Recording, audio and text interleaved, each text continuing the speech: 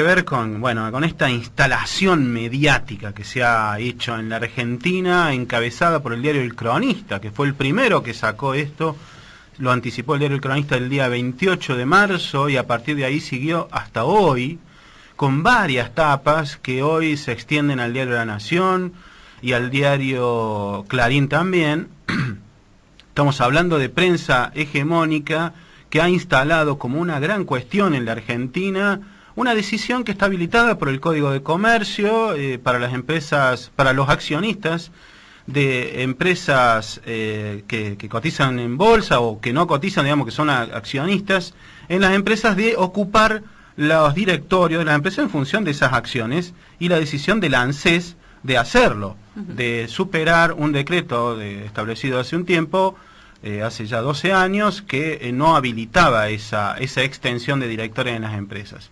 Y en función de eso, bueno, queríamos hablar con algún analista político, con algún político que nos hiciera alguna lectura, si esto es parte de de recuperar aquel viejo discurso neoliberal, de contraponer la iniciativa privada al avance del Estado. ¿Qué es lo que está haciendo el bloque hegemónico frente a esto con esta cuestión del ANSES? Y para eso tenemos en línea al doctor Carlos Raimundi, miembro de la Mesa Nacional de Nuevo Encuentro. Tenemos en línea a Raimundi, buen día. Sí, buenos días. ¿Cómo le va? Bueno, ¿qué tiene para decirnos sobre esta introducción que estábamos haciendo y lo que estamos viendo hoy? La Nación enviando un enviado especial a Washington para averiguar justamente eso, digamos, y titular hoy en la tapa de su diario que hay malestar digamos, en las empresas extranjeras y que va a haber menos inversión en Argentina por esta decisión de ANSES. Mire, es un poquito lo que usted estaba diciendo.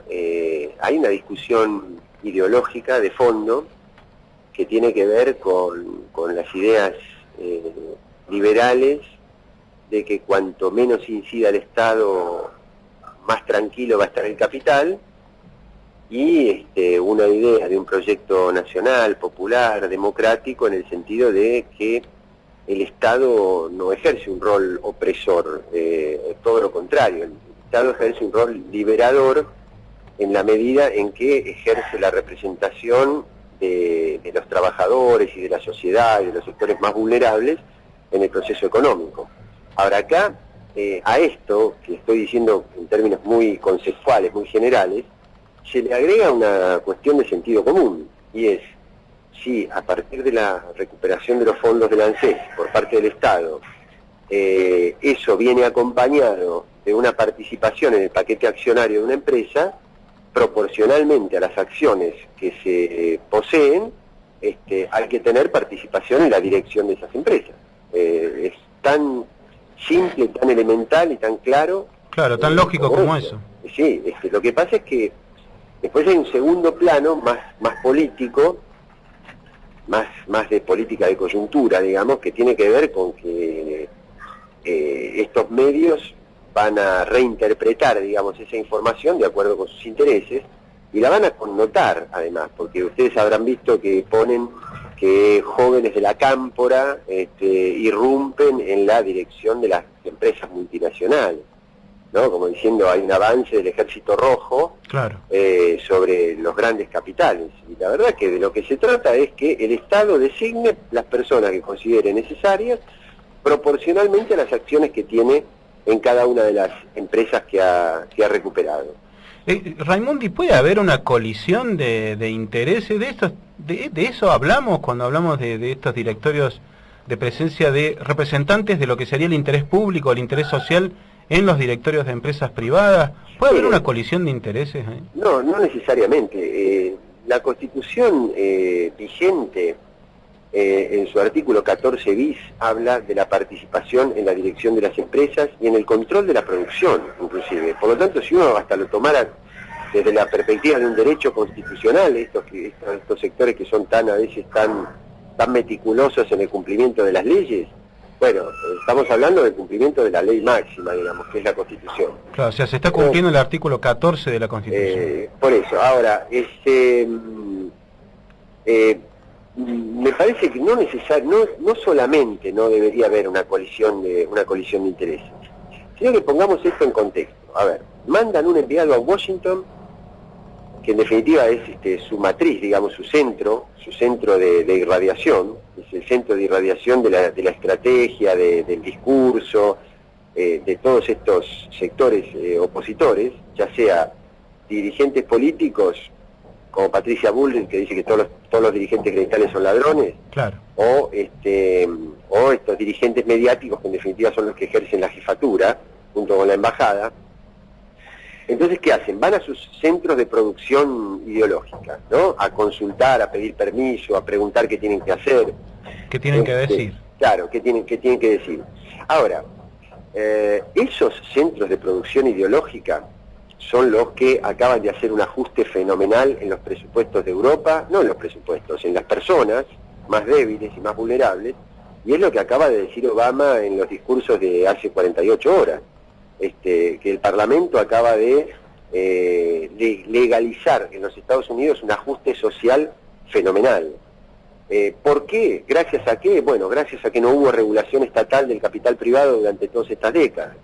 Gracias a eso. Así que la verdad, estos centros de producción hoy no son confiables, no son la meca del desarrollo, no son la meca de la economía, al contrario. O sea, que nos venden un espejo que ni siquiera funciona. Exactamente. Y después, lo otro que quería decirles es que las inversiones no llegan porque se le regalen cosas al capital. Las inversiones llegan cuando las economías funcionan. Las inversiones llegan, por ejemplo, cuando hay variables macroeconómicas sólidas. Y si nosotros tenemos un país con crecimiento, con superávit, que tiene mucho menos extorsión de los organismos financieros por la deuda, que tiene acumulación de reservas y que tiene administrado el tipo de cambio y no está todos los días sufriendo a ver cuánto le cotizan el dólar, me parece que es un país que ofrece ciertas garantías. Es cuestión de ver cuál es la tabla de rentabilidad de las grandes empresas en la Argentina, y van a ver que con una economía en crecimiento, que incorpora consumidores, que incorpora ciudadanos, que incorpora sujetos con derechos, y que mejora el poder de consumo de su población, es una economía que ofrece mucho más incentivos a la inversión que si fuera una economía donde yo digo el Estado no existe, pero la gente tampoco. Raimundi, antes de cerrar la entrevista, una consideración política. La oposición no tiene eje, no logra instalar un eje. Con esto los medios están buscando instalar un eje para pegarle al gobierno, para acumular en política por el otro lado. ¿Es así? Sí, los medios todos los días instalan. Yo lo que veo, así dicho un poquito gráficamente, ¿no? Primero una cosa que omití o que me faltó decir de lo anterior, pero tiene que ver con esto. Hay un planteo filosófico que hizo un filósofo que vivió hace 2 siglos, que se llamaba Georg Hegel, que se llamó el discurso del amo. Y él lo que señalaba, y lo que después señalan todos los teóricos posteriores, es que el problema del discurso del amo no es que lo haga el amo, sino que lo compre el esclavo. Es decir, cuando lo peligroso del discurso del amo es cuando lo toma como propio el dominado, porque que el discurso de la dominación lo haga el dominador es entendible. El problema es cuando inconscientemente, por toda la colonización cultural que hemos sufrido, las víctimas de ese modelo sean las que tomen como propio el discurso del dominador. Y esto es lo que están haciendo los medios.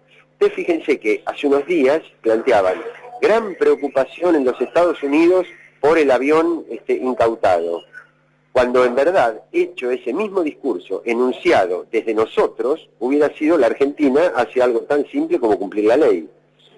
O preocupación en Brasil, en Uruguay, en Europa, por cierta protección a las importaciones. Cuando dicho desde nosotros, es decir, con esto lo que quiero decir es que ellos se paran en el lugar del dominador. Y dicho desde nosotros hubiera sido, la Argentina decidió después de mucho tiempo tener política industrial. Entonces, desde esos medios se hacen los discursos, se fijan las estrategias y después se forman 2 filas en la oposición.